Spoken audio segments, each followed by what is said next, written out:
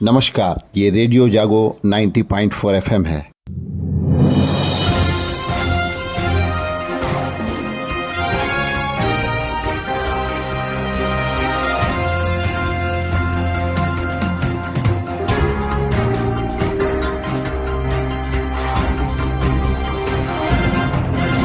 अब आप अभय शंकर गौड़ से आज की हलचल सुनिए। जेठ का महीना पूरे उत्तर प्रदेश को इस समय गर्मी से बहाल करे हुए है। आसमान में आग बरस रही है और लू के थपेड़ों ने लोगों को जीना मुश्किल कर दिया है। पूरे उत्तर प्रदेश में चाहे वो पश्चिमी हो चाहे पूर्वी हो, प्रचंड गर्मी का इस समय प्रकोप बना हुआ है। आइए मौसम विभाग से मिली जानकारी की अगर बात करते हैं तो 28 मई को पूरे उत्तर प्रदेश में आज ग्रीष्म लहर का प्रकोप बना रहेगा, यानी कि लू से जनजीवन लोगों का बेहाल रहेगा और कल भी ऐसा ही मौसम रहने के आसार हैं। 30 मई के बाद कुछ तापमान में कमी आ सकती है और 31 मई से 2 जून के बीच पश्चिमी उत्तर प्रदेश में ग्रीष्म लहर का प्रकोप बना रहेगा, जबकि पूर्वी उत्तर प्रदेश में आंधी और बारिश की संभावना मौसम विभाग द्वारा व्यक्त की गई है। भारतीय मौसम विभाग ने जून सितंबर के बीच सामान्य से अधिक बारिश होने की इस बार संभावना व्यक्त की है। उम्मीद जताई जा रही है कि मानसून 5 दिनों में केरल में दस्तक देगा, लेकिन कुल मिलाकर फिलहाल अभी तो ये गर्मी के संकट से सबको किसी तरीके से पार होना है। पावर कारपोरेशन के चेयरमैन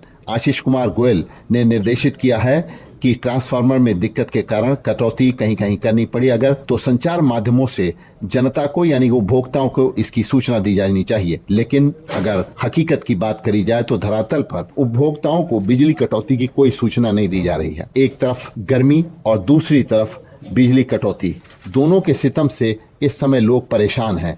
और अगर बात करें अस्पतालों की तो अस्पतालों में बिजली की कटौती की वजह से लोगों को ज्यादा परेशानियां हो रही हैं और बच्चे से लेकर के बूढ़े तक जो मरीज वहां पर हैं वो इस समय परेशानी को झेल रहे हैं। बात करते हैं हरदोई के बच्चा वार्ड की, तो यहाँ पीडियाट्रिक वार्ड में हाथ के पंखे से बच्चों को हवा करनी पड़ रही है। बढ़ते तापमान के कारण बीमार बच्चों की संख्या भी बढ़ रही है और वहीं इन बीमार बच्चों पर जिला अस्पताल के पीडियाट्रिक वार्ड में जो पंखे खराब पड़े हैं उसकी वजह से लोगों को दिक्कतों का सामना करना पड़ रहा है। अस्पताल के परिसर में 10 बेडों का एक पीडियाट्रिक वार्ड बना हुआ। ये वार्ड पूरी तरीके से वातानुकूलित बनाया गया है। यहाँ पर 4 AC लगी हुई हैं। इसके अलावा बीमार बच्चों के लिए बेहतर इलाज की सुविधा भी है, लेकिन इन दिनों यहाँ की स्थिति पूरी तरीके से खराब पड़ी हुई है। मरीजों की अगर बात करें तो वो बताते हैं कि कभी कभी 1 या 2 AC चलते हैं तो उनसे कुछ भी ठंडक नहीं पहुंच पाती, गर्म हवा उनसे निकल रही है और यानी कि ये AC खराब पड़े हुए हैं। तो ऐसे में बच्चों की ओर ध्यान देना आवश्यक है। अब बात करते हैं हरदोई में इस समय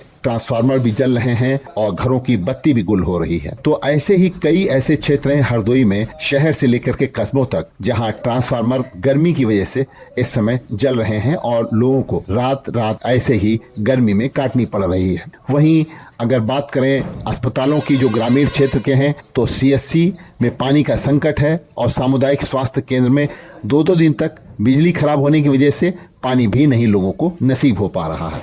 बात करते हैं किसानों की, तो सरकारी गेहूं की खरीद बढ़ाने के लिए प्रशासन के निर्देश पर सोमवार को व्यापारियों ने गेहूं की खरीद बंद रखी। इससे किसान अपनी अपनी उपज लेकर हरदोई मंडी में लौट गए। हरदोई की मंडी में खरीद बंद होने पर किसान दूसरे जिलों का अब रुख करने लगे हैं, जिससे कि वो अपने गेहूं की बिक्री करके लाभ जो उनकी फसल का है उसको प्राप्त कर सके। हरदोई में इस समय पलिया लखनऊ हाईवे के बाद अब गंगा एक्सप्रेसवे के किनारे सवायतपुर में औद्योगिक क्षेत्र बनाने के लिए जमीन देने वाले किसानों को बदले में मुआवजे का भुगतान के लिए पत्रावली तैयार करने में बहुत दिनों से लापरवाही सामने आई है। तो उप जिलाधिकारी को कड़ा पत्र लिखा गया है और तत्काल कागजी प्रक्रिया पूरी करके अभिलेख मुहैया कराने के निर्देश भी दिए गए हैं। सिटी मजिस्ट्रेट जो इस सारे कार्य को देख रहे हैं उनकी ओर से उप जिलाधिकारी को निर्देशित किया गया है कि जल्दी से जल्दी जो पत्रावलियां हैं विक्रेताओं की उनको पहुंचाया जाए, जिससे कि उनका समय से भुगतान उनका हो सके। कल हरदोई में डॉक्टर राजेंद्र दत्त मिश्र के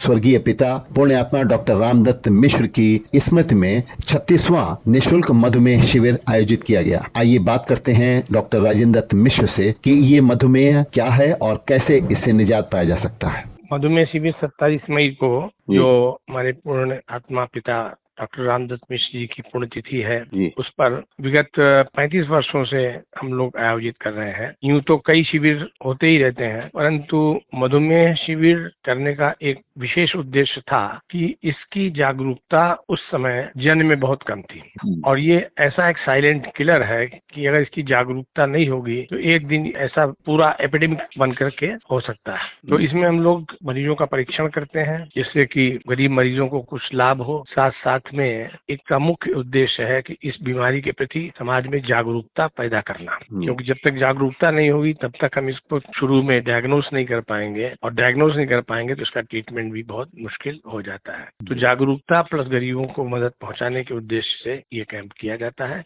जिसमें प्रत्येक मरीज को हम लोग फ्री में जांच भी करते हैं और जिसको जो कोई राय होती है उसको दिया जाता है। डायबिटीज को नियंत्रित करने के लिए आप क्या सलाह दे रहे हैं रेडियो जागो 90.4 FM के माध्यम से हमारे श्रोताओं को? देखिए, इसके लिए हमने जानना होगा कि यह है डायबिटीज या मधुमेह होता क्यों है, खान पान की व्यवस्था, साथ साथ में श्रम हमारा कम होता है, लैक ऑफ एक्सरसाइज। तीसरे है कि हम लोग जो है स्ट्रेस में इतने तनाव में रहते हैं। मुख्य 3 जो स्तंभ है इसको हमने लोगों को बतलाया कि अपना खान पान शुद्ध रखें, कैलोरी का ध्यान रखें, उम्र के हिसाब से, कार्य के हिसाब से जितनी कैलोरी आपको लेना है उतना आप कैसे लेंगे, इसकी चर्चा की गई। साथ साथ में व्यायाम बहुत ही आवश्यक है, क्योंकि खाई हुई चीज को यदि हम पचाएंगे नहीं तो वो उपयोग नहीं होगी और ये मर्ज पैदा होगा। और तीसरा स्ट्रेस, जो हमारे तनाव दैनिक जीवन में हो गया है किसी कारणों से, उस तनाव को दूर करने के लिए योगाभ्यास, मेडिटेशन, इस प्रकार की क्रियाएं भी हम करते रहे। ड्रग्स के संबंध में मैंने सलाह दी कि यह बिना डॉक्टर की राय के अपने आप ड्रग्स लेने की कोशिश न करें, और यदि लेते हैं तो उसको कम ज्यादा ना करें। तो इन 4 स्तंभों का यदि हम ठीक ठीक पालन करते हैं तो निश्चित रूप से इसकी एपिडेमिसिटी को रोका जा सकता है, क्योंकि ये मर्ज ऐसा है कि इसमें इलाज की अपेक्षा जागरूकता की आवश्यकता है। यदि हम जागरूक होंगे तो हम एक अच्छी जिंदगी जी सकते हैं और स्वस्थ जिंदगी जी सकते हैं। जी, चलिए डॉक्टर साहब, रेडियो जागो 90.4 FM से जुड़ने के लिए बहुत बहुत धन्यवाद। और आप प्रतिवर्ष इस तरीके से जो निःशुल्क शिविर आयोजित करके लोगों की भलाई का काम कर रहे हैं, इसके लिए भी आपको बहुत बहुत धन्यवाद। तो इस मधुमेह शिविर में आए बहुत से उन मरीजों से बात करते हैं जिन्होंने ये मधुमेह की शिविर को अटेंड किया और उसके बाद में इनकी क्या इस शिविर के बारे में जानकारी है। शमशेर बेनीगंज, मैंने जांच कराई शिविर में, टहलना घूमना बताया, नंगे पैर न चला करो, खाने पीने में सब्जी वगैरह ज्यादा इस्तेमाल करो, सलाद खाओ, मीठा न खाओ, यही सब बताया। विनोद कुमार गुप्ता, बड़ा चौराहा, हरदोई।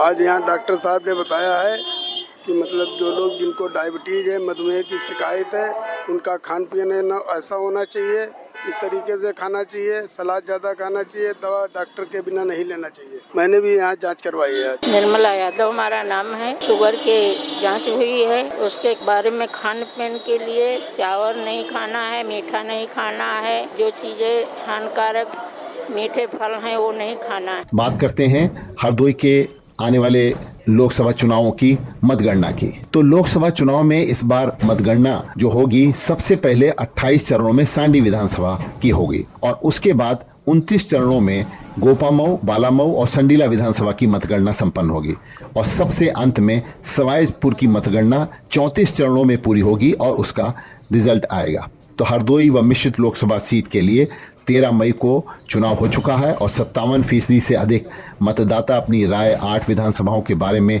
ईवीएम में बंद कर चुके हैं।